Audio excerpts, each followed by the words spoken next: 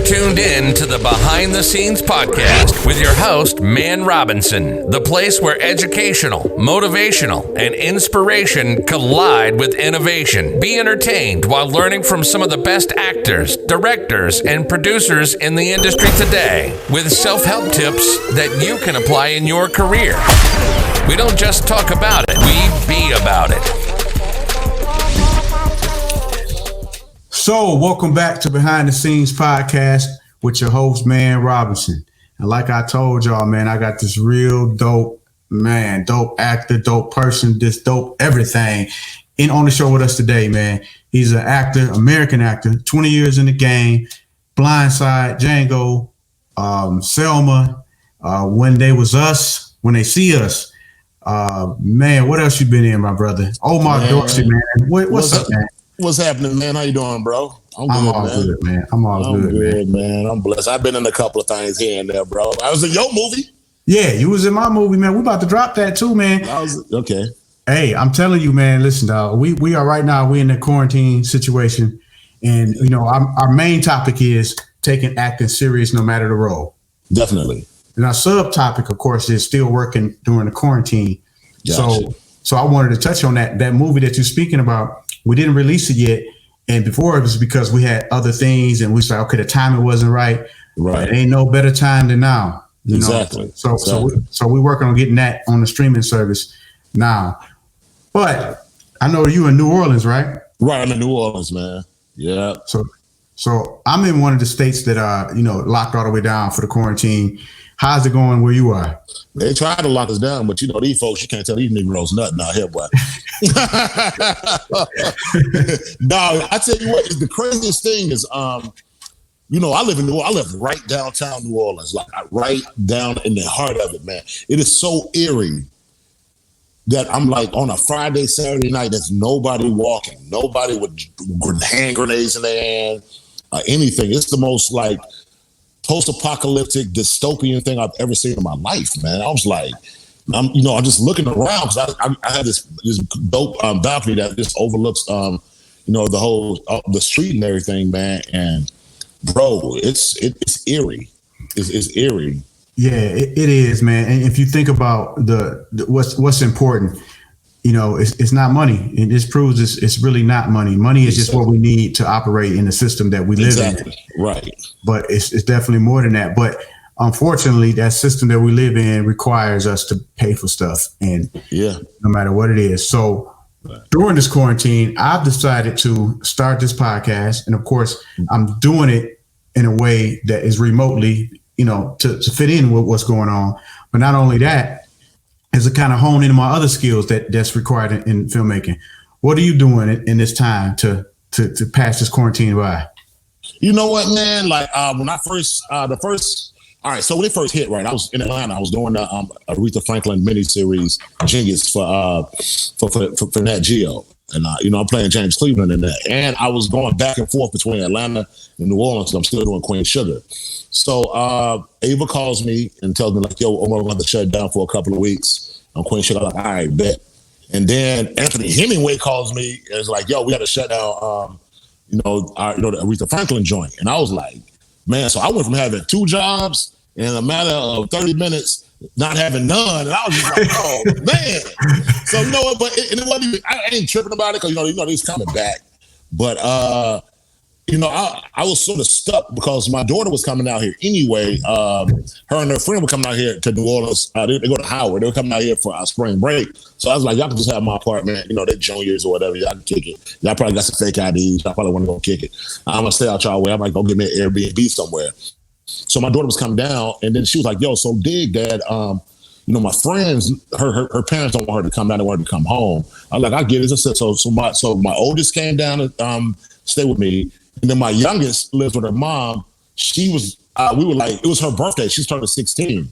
So I was like, yo, just come down here for your sweet 16. So she came down here. So I was like, I went from just being like having a little bachelor pad to having 2 female roommates, one 21, one 16. I'm like, well, ain't no fun going on in there. But no, it was just like it didn't throw me. It was cool because I had all this great time to spend with my daughters, who I don't really have that much time because we all doing, so much things, and we live in different places. One of them, let's say, go to Howard, the other one lives in Boston. So it's just a great, it was cool to be able to, have this time to spend with them, man. But like as far as working going, man, I've had things, on the burners that were going. A couple of films that I was producing and actually a TV series that I was, that we were about to start, pre-production on. So we're just still working on that, man. And then I'm like, I got all this free time. Let me just start writing. So, I'm writing a movie with my boy Tom Bell. I'm writing a cartoon, with my girl Crystal Roberson, man. And we're just trying to do something. We're just trying. These are very talented people. Yeah. So it's just like yo, let's do this, and they're like, all right, let's do it. So, we're just out here just trying to bang as much stuff as we can out, man. Just use this time valuably, you know what I'm saying? Not sitting around watching TV, playing video games, eating nachos and shit all day long, you know what I'm saying? Yeah. Try to figure something out, just try to work this thing out, man. Yeah, because you got to think about it. When this is finally over with, whenever that may be, God bless us, all the digital content that's up now will be people already burned through. So you gotta have. Listen, man. We don't understand how much that the consumer relies on us as creators. You're right. They rely on it, and it's not just like I said this in the other episode. It's not just like the old days Crusades and Spike Lee's no more. Now it's everybody. And the thing about it is, you want to hear different voices, man. Yeah. You know what I'm saying? You don't want to, look, Scorsese's the man. Spike is the man. I done heard them niggas' voices for the last 40 years. Right. I mean, it's cool, though. It's beautiful. Cool. Yeah. You know what I'm saying? But I want to hear what Man Robinson, I want to hear what Tom Bell and Crystal Clear and Omar Dorsey and Sean Black, I want to hear what everybody has to say from a different perspective, man. You know what I'm saying? Things that we haven't really, we haven't heard. I ain't really heard no dude from Decatur. We know Donald Glover's from Decatur, but, a dude from the street part of Decatur, how that looks, you know what I'm saying? Yeah. So we want to see what everything looks like, man. And it's like, that's a different perspective. I never thought about it like that. Right. And it's enough. It's enough platforms that we all should be able to express ourselves. And that's what I'm saying. So with this pandemic, it's a terrible thing. It's the worst thing I ever seen in my lifetime. Yeah. But on the flip side of that, it's all set up. It's set up for filmmakers now.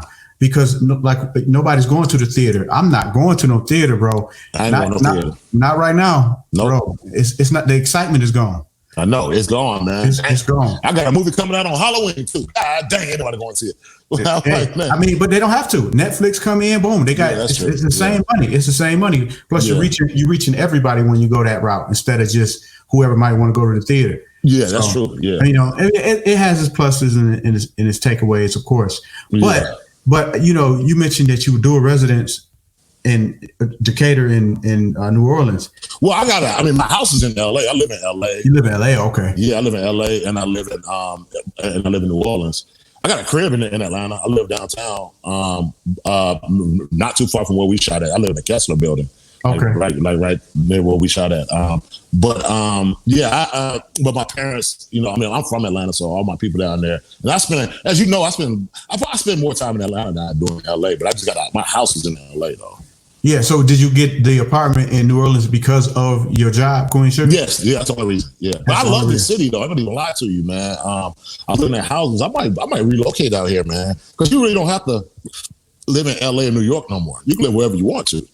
Yeah. You know what I'm saying? They'll fly you wherever, man. I mean, it's crazy. People actually think I live in Atlanta. So they always fly me from Atlanta because I'm always there with my parents anyway. They're getting older, so I'm always there with my parents. And most of my, all my boys, Dennis and all of them, everybody live in Atlanta anyway. Mackie, everybody live in Atlanta. Oh, man. It's everybody's coming to Atlanta. Of course, we know why. It's becoming the mecca of film production. Yeah. It's number one for film production, so it's pretty in dope. The world, yeah, in the world, and that's what got me here.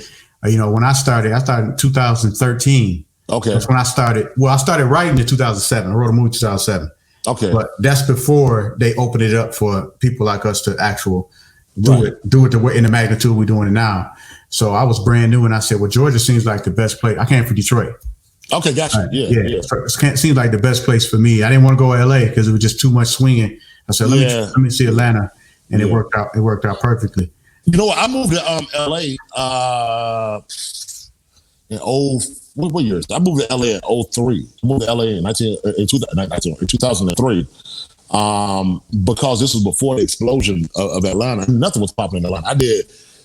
I did drama in Atlanta and I did road trip in Atlanta, and it was just like I was young. I was a kid. I was like in my early 20s, and but I said it's got to be something else. I got to be doing something else, man, because it's like I'm not getting the roles that I want to get.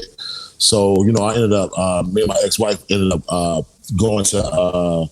We went up just shooting out there to LA to see what it do, man, and it helped me out a lot. You know what I'm saying? Like, because that was the time where, as an actor, you still sort of need to be an LA actor or a New York actor to be able to get the money that you want.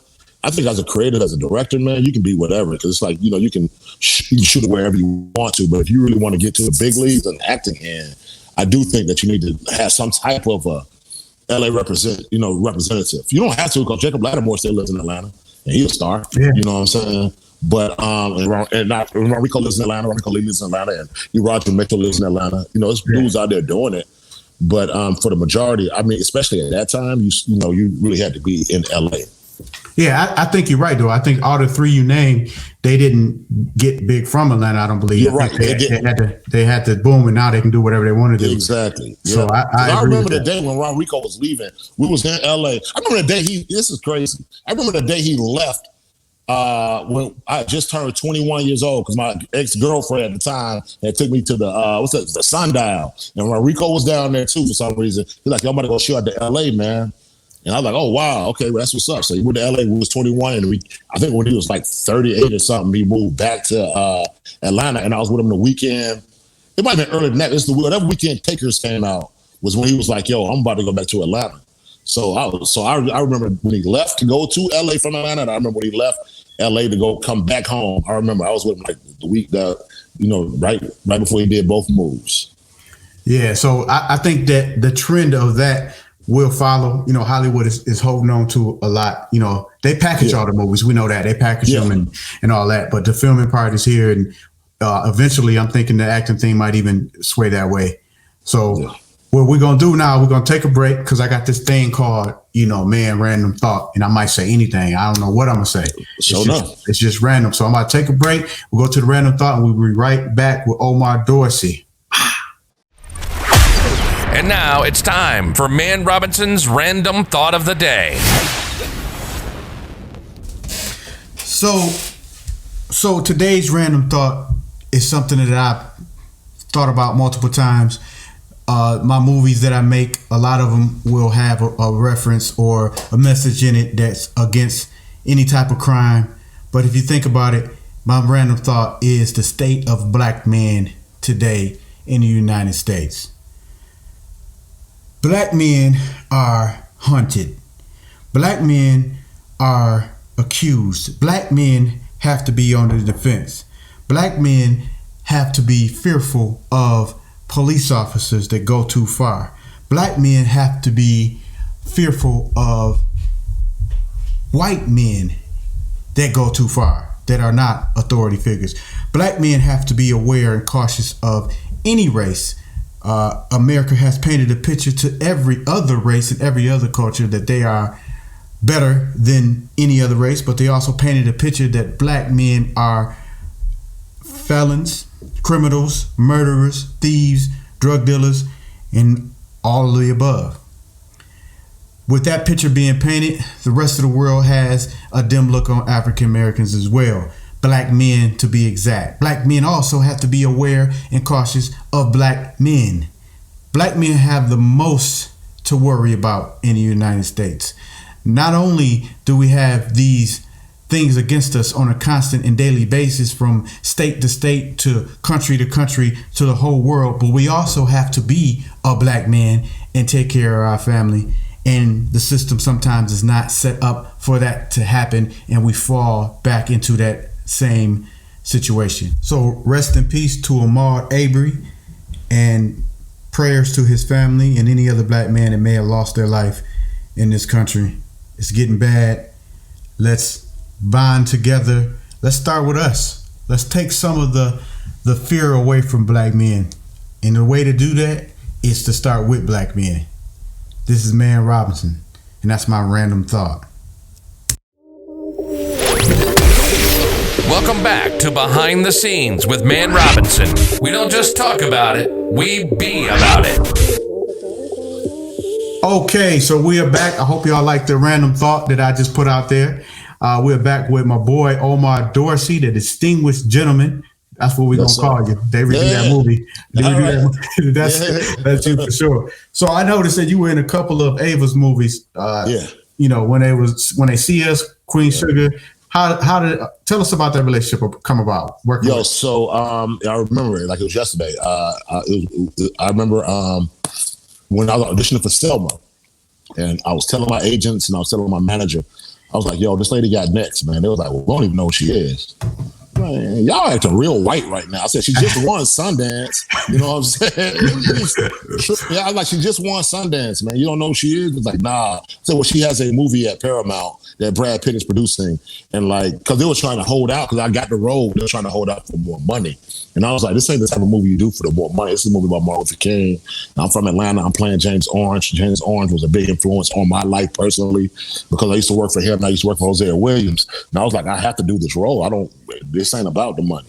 I said, and this is going to just catapult me to somewhere totally different. You know, I just came off of 2 straight Oscar movies. I came out of The Blind Side. I came out of Django.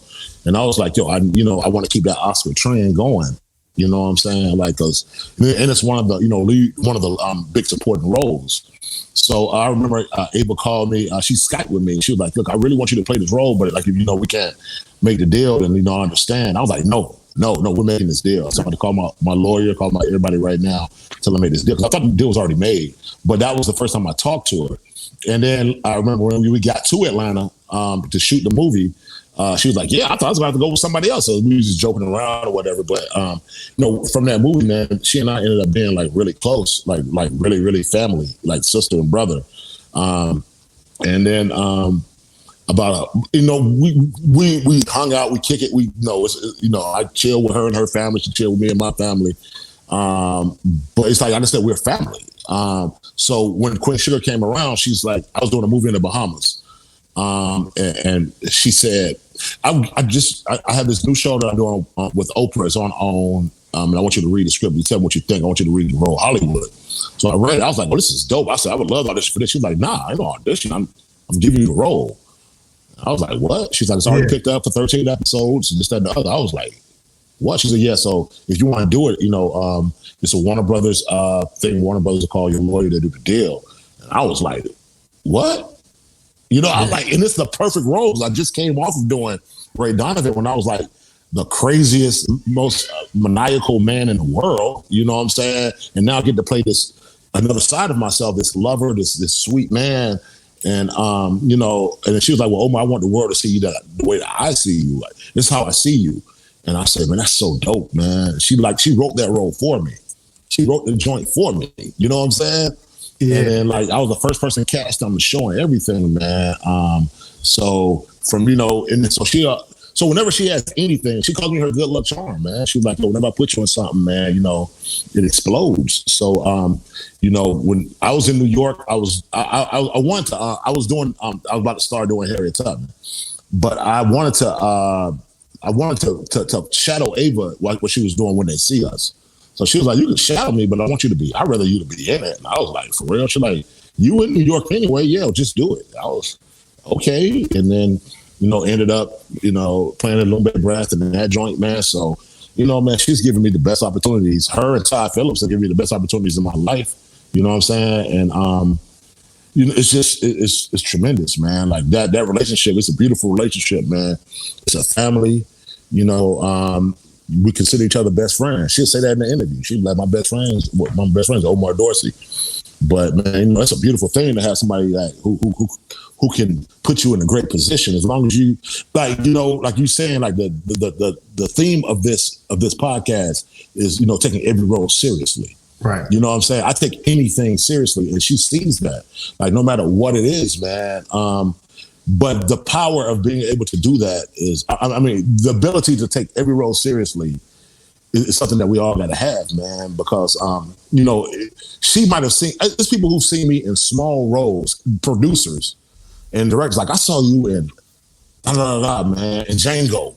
I had 4 lines in Django. But they were like, man, but like you were in every scene, and like, I was watching your work and like the intricacies of it. I was like, yeah, I'm in the moment. I'm in that character the whole time, man.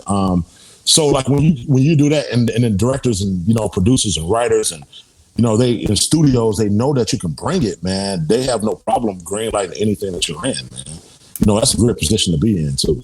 But I ain't saying I don't have to audition, but I don't audition. Last audition I had was for Harriet. Oh, yeah, but that goes off of like the old saying, "You're only good as your last project." I mean, 100%, yeah. Right. So if you was, trash on your last project, you would have to audition, no doubt. Exactly. But you don't have to. And now today's topic, like you said, is surrounding acting. So we noticed that you play roles like the James Orange was activist, like you said. Yeah. You say he helped you in your life in certain ways. 100%. Then you had a similar role in other movies. And When They See Us, yeah. Yeah, When They See Us, yeah. So is that, you just told us pretty much how you got the role, but is that something that intrigues you normally, those type of activist type roles? 100%, man. You know what? It does. And because I really always I'll say that to say that I was also a bounty hunter in Harriet. You know what I'm saying? But and I caught hell like a mug for that. But the thing, because I'm an actor and I want to do what I want to do. But I really do want to show the black man a good light. You know what I'm saying? And that's what I want to do. I'm just so blessed that I've been able to play Hollywood for it'll be 5 years this year to show, what a loving man. That's what we all are, man. We love our significant other, man. We love our kids. We love our family. Everybody ain't got to be on hard rock. Everybody ain't got to be, everybody, even if you are hard rock, you can still love your family. You can still love who you with, So, I do that. And then also me being in the Halloween franchise, the trilogy, the ones that we're doing right now. The last one, came out 2 years ago. The next one comes out this October. I play the sheriff of the town. It's an all-white town. I play the sheriff. I'm up here telling everybody what to do. I'm up here chasing Michael Myers. You know what I'm saying? I'm up here fighting. Like the last one we just got finished doing about 3 months ago, I'm up here trying to get Michael Myers. And it's dope, man. It's like I'm the black man who's playing the sheriff of a town and I don't die. You know what I'm saying? In a horror movie. So it's so it's just so, those are the roles that, I really want to, I do. But I also, those are the ones that I really want people to see. But if I play a bad guy, I want to have some kind of depth. I want you to know exactly what this dude is, how he's like this, and you want to dig deep into it, man. But man. I feel like that's my responsibility especially a dude who looks like me. Yeah. You know what I'm saying? Well, that was one of the next questions was how do you choose your scripts? And you pretty much just kind of answered that already. Basically, if you're going to play a role, it has to be significant in some form. Yeah. Or it has to be not the cliche part. 100%. Bro, I did cliche for so long, man. You know what I'm saying? I did it for a long time. My first movie was Road Trip. And it was dope. You know what I'm saying? I was in college. I played a college student. I played a college dude in a fraternity house. You know what I'm saying? Big dude, straight off a football field. You know what I'm saying? Looking like a football player, intimidating a white guy. All right, whatever. I do that. I got to get in the game. You know what I'm saying? But after a while, man, it has to stop. It's so funny, after I was doing Ray Donovan and Selma at the same time, right? And after I did Ray Donovan, I was like, I don't want to play no more bad guys. I was like, I'm cool. I said, I just played the craziest dude on television. I'm good.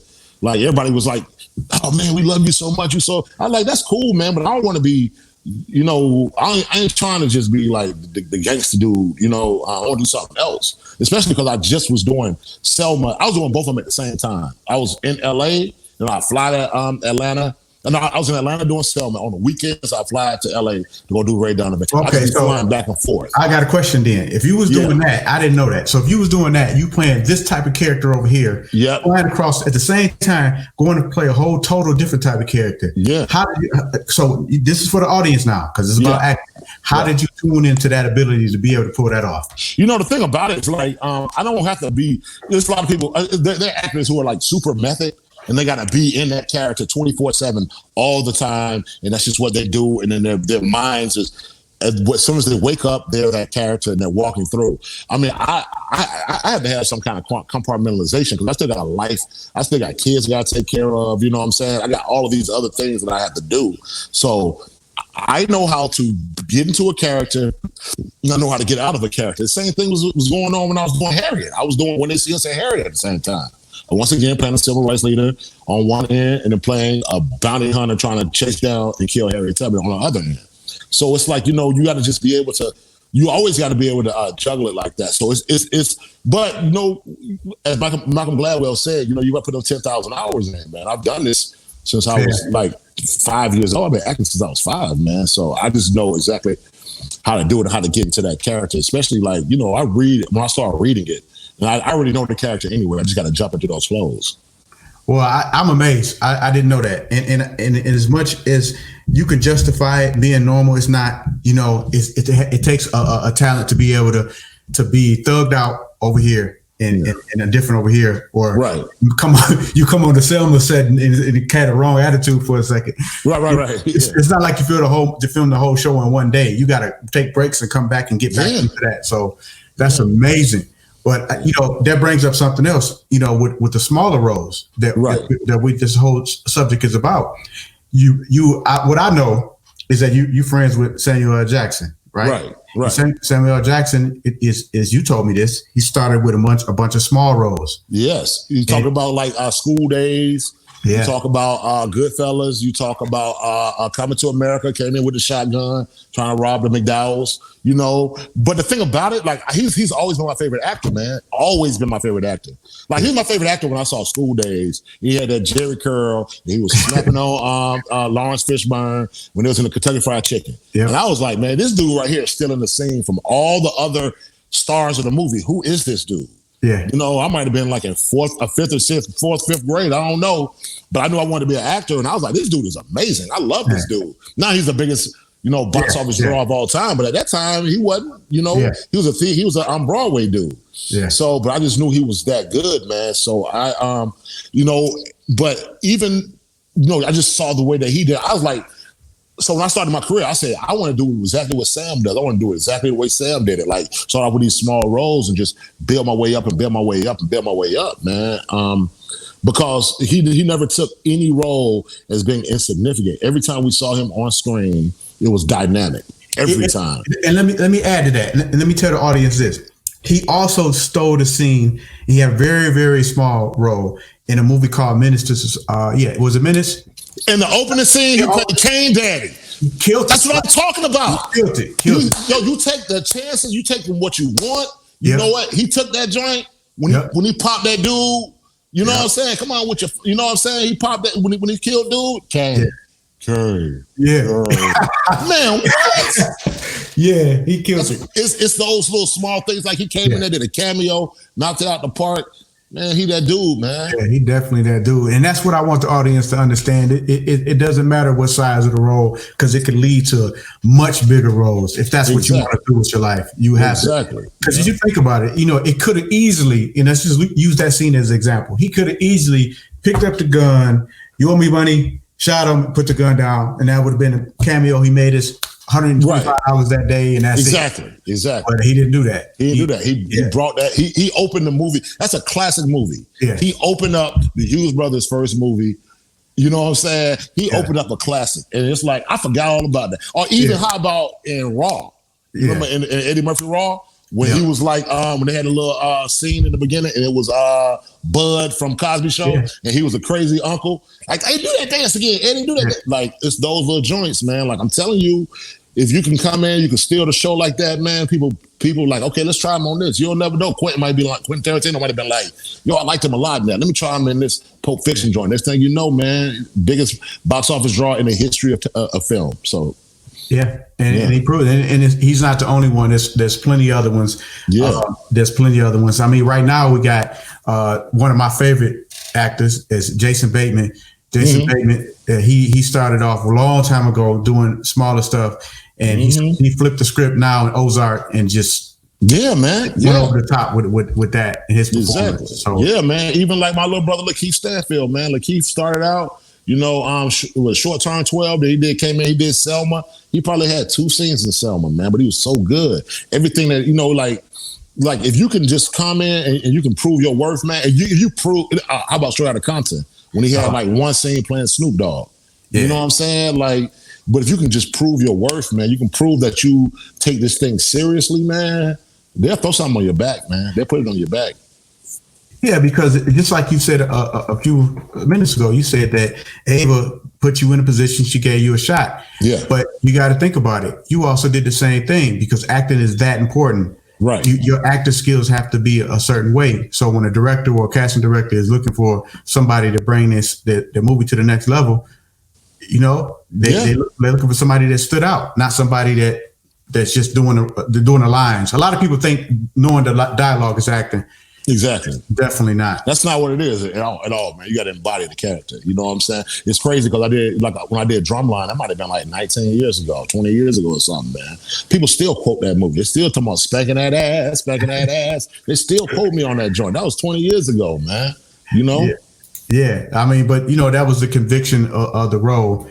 Yeah. And, you know, I don't know if the audience know this. We talked about the movie before that you did with me. And like I said, it was quick. You came in, killed it, left. And everybody sitting around like, wow, you know, this guy is that real deal.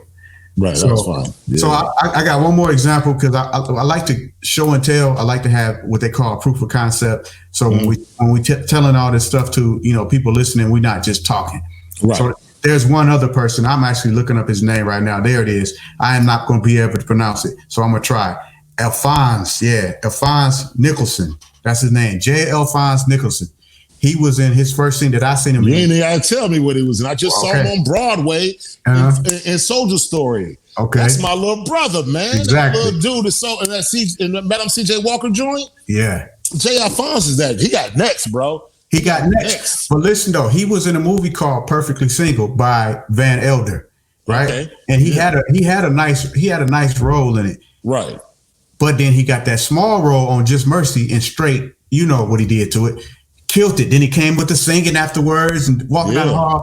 And now you're right. He got next. And I agree. And I vouch for that. No, I just saw him on Broadway. It was David Allen Greer, Blair Underwood, and him. They did a soldier's play. And I just saw it maybe a couple months ago, man. And first time I ever met brother, you know what I'm saying? We sat up, we chilled out, we talked for like 3 or 4 hours. I just talked to him the other day when I saw Madam C.J. Walker, man. That dude, man, he's a monster. I think he's in Pussy Valley and P Valley or something that shot in Atlanta. Because he said he was just in Atlanta shooting P Valley, this joint for Stars. So yeah, man. Be a cold piece, man. I like that kid, man. Yeah, he definitely got it, but he took his role serious. He does the studying and keeps it together. So I want to tell you, I appreciate you, man, more than you know. Sure. Even when you came out 2 years ago and did a role with us. Yeah, yes, sir. And coming on the podcast, dropping your knowledge. But we can't let you ride out without a tip of the day or something for these actors that's kind of, not even just actors, even directors that might not know, like I didn't know how important the small roles are. So you got anything you want to share directly to them before we go? You know what? Even as a director, man, you want to surround your whole cast. You want your whole cast to be casted perfectly. Look, I understand that sometimes you can't afford a big name, but the audition process is so important for directors. You might be like, okay, I think my homeboy can do this role. But if your homeboy can do it, man, he might be able to do it unless it's written specifically for him. Then you might want to audition because there's a lot of hungry actors out here, man. They are, and they'll come in and do something for like $100, $50, man. And they'll come in and knock a role out. You'll be like, oh, I didn't even see that.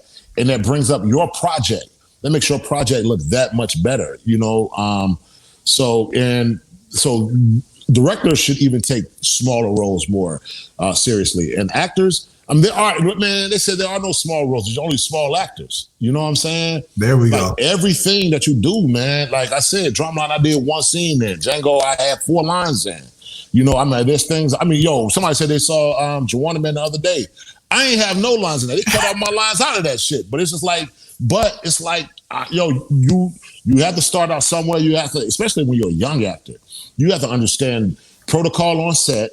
So it's a good thing to come in. If you don't want to be an extra, you want to come in, do a small role, one line here or there, just so you can understand what it is. Like I said, I remember coming in, I did Boycott, and Jeffrey Wright was playing Martin Luther King, and Carmine Jogo was playing, Coretta, and I just remember it was me and E. Roger. I think E. Roger was in it, but it was like we had these small roles, but we were like in our early 20s, man. It's like we have to learn. We have to learn exactly how this goes.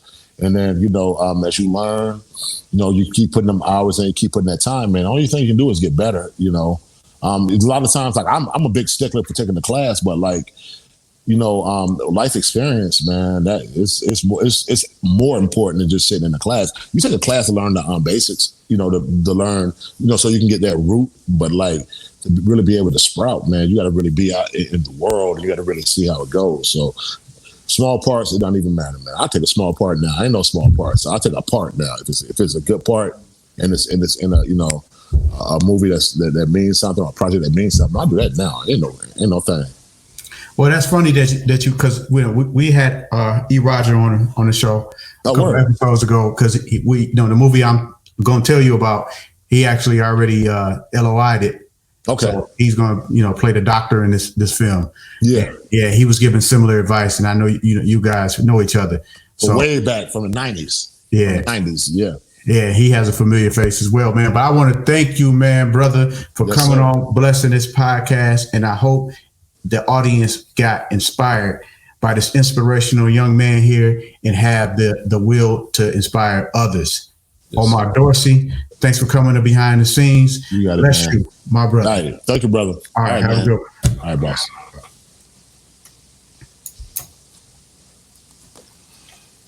Yeah. That's dope. You guys say E. Roger come and do your joint too. You working with all my brothers, man. You working with E. Roger. You work with Dennis. You got Dennis Get Power Corrupts. You working with he in that too. Blake Moore, Brad James. I already signed up for it. Yeah. It's gonna be good. That's Blake Moore called, so I need to call him today. Actually, I'm glad you said his name, because he told me to call him last week. Yeah. So I appreciate it, man. This get over with, man. We got to work, because I really got something, man. I really want to put it out there, and even all the people that's coming on, you believe me, I'm taking pointers too. Yeah, for sure. Yeah. I'm not just letting them slide through me. Definitely. I'm taking them as well, because I want to make a mark as well. I want to get the same response that I'm supposed to get, to be honest with you.